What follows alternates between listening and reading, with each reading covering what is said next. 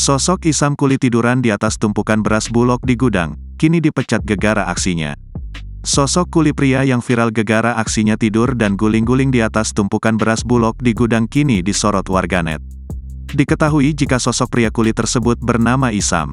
Isam merupakan buruh lepas yang bekerja di gudang beras Bulog Banjar Kemantren 2 Surabaya.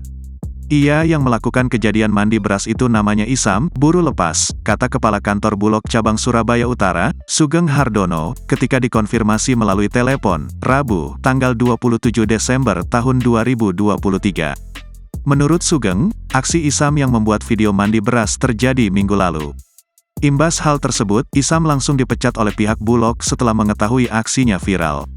Kejadian itu memang sudah kami telusuri dan saat ini kita sudah tindak lanjuti, menegaskan bahwa buruh tersebut sudah tidak kerja lagi di sini di Bulog, jelas Sugeng. Dikatakan Sugeng, beras yang digunakan mandi termasuk merupakan beras hasil handling atau kemasan rusak. Lalu pekerja di lokasi itu bertugas untuk mengemas ulang agar diproses kembali. Beras itu adalah beras kempos atau beras hasil handling, beras kemasan sobek dari kapal yang sebenarnya itu akan diproses rice to rice, ucapnya.